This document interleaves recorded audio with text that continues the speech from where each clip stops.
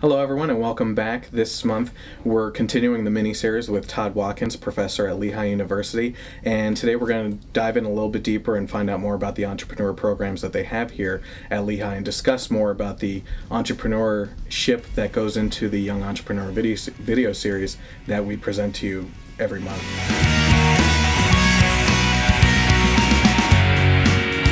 So Todd, we had mentioned before that people have these expectations that they could get into a business, get rich quick. They expect that money to instantly flow in if they even get the business off the ground in the first place.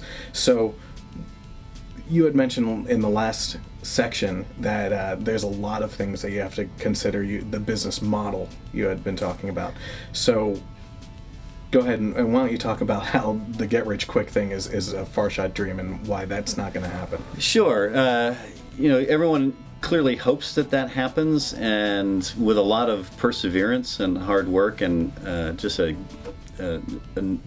take-no-prisoners attitude about moving your idea forward, you can get there, no question about it. People have done it, and entrepreneurs worldwide are successful, right? So it's not a mysterious process. On the other hand, it's not something that is easy, because if it was easy, everyone would be doing it, right?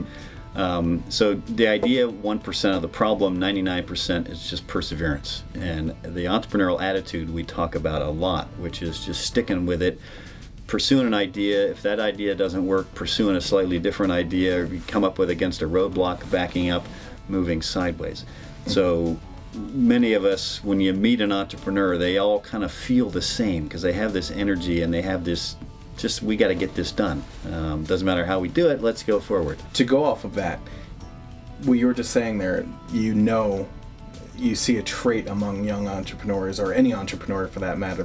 You said there's an energy to it. What do you see as common traits with all these entrepreneurs besides the energy? Do you see a drive? They're absolutely. They're the entrepreneurs that you run into that seem to be successful in taking their business forward. They're driven. They're really behind their ideas, right? They believe in their ideas and they love their ideas, right? Even if they're bad ideas, they'll pursue them for a while, and then they'll discover that they're bad ideas, and they don't hesitate to move on from a bad idea. They don't have a lot of regrets of that didn't work out, let's try something else. Right. So you hear this notion of a serial entrepreneur. You got to fail several times in order to get good enough to succeed. Right. That's something. So part of the process is just bumping your nose against some failures, and they're not horrible, abject failures, but hey, that didn't work out. We thought this was going to work out, but this is now where we're going to move with it. Mm-hmm. So very rarely do you see somebody who has an idea and pursues it all the way through and it works. That's just not how entrepreneurship. Do you happen to see a percentage of students that come through your program that they get to a certain point and they just realize that they had this dream, but they don't have the skills to move forward with it? And I actually don't think it's so much skills. I think it's attitude.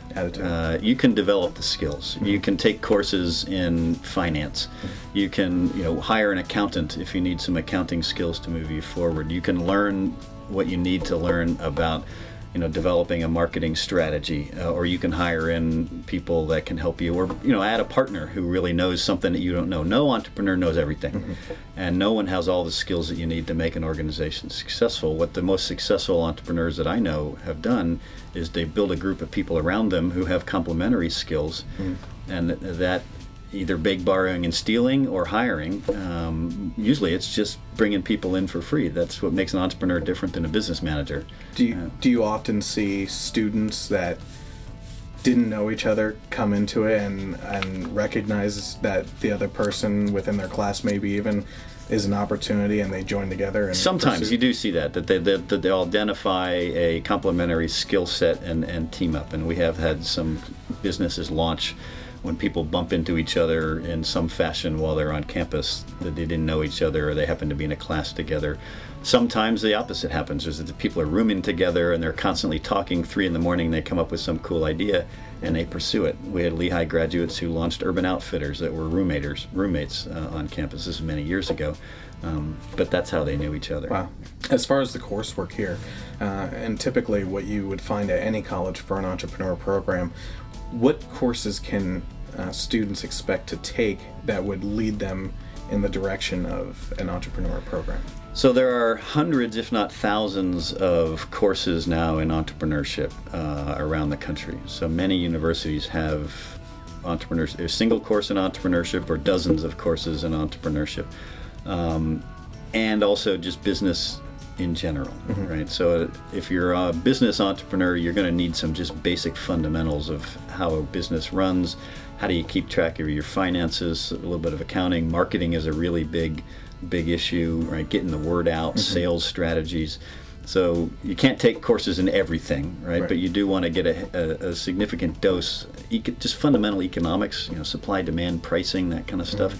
If you don't understand how markets work, that's really a challenge to be successful in a marketplace. So some fundamental economics, I think most entrepreneurship programs are going to want you to do that. So you want to have your hands at least in a little bit of everything that surrounds. Yeah, or at least get either you yourself do it, or to be able to reach out to people who kind of understand the various components. You got to finance your business, or even if it's a nonprofit, you got to finance it somehow. So you need to understand that.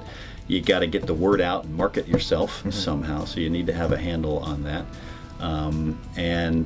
Somehow if you've got some money coming and going and you got payroll to make, you got to account for the profits and you got to pay taxes. So somebody's got to do the accounting issues for you. Whether it's you can hire it in. But so just fundamental business issues. I think maybe even more important than all that stuff, though, is trying to be innovative in what you're doing. What is the opportunity and how are you going to change something? What's the problem, and hey, I need to change that. The entrepreneurs are driven to change something. Right. So identifying that is an important component of it. When you have your students come through the program, you have a list of questions that you want them to answer about what they're pursuing. So what are some of the things that you would have them ask themselves? Yeah, that's a really interesting observation, that we really think that entrepreneurship is a process and that there's no single right answer to these questions, but that most entrepreneurs have to address a fairly limited set of questions. It's on a little single sheet of paper, 31 questions about, if you can answer these questions, you've got a business model that would work. And they are, simple ones, which are, what's the challenge, what's the opportunity, what's the pain you're trying to solve in the marketplace? Who are you trying to solve it for? What's your target niche of customers? What's the competition? What other alternatives do your potential customers have? How is your product going to be specifically better than the competition? Others, what value are you creating that your competition is not able to do? So there's a series of questions like that if you can really, in a compelling way, answer them, you have a pretty good business model.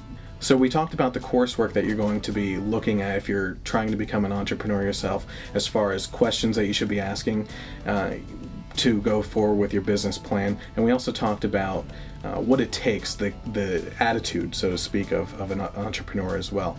Next time we'll be talking a little bit more about other characteristics of different types of entrepreneurships out there. So I hope you join me next month for that one.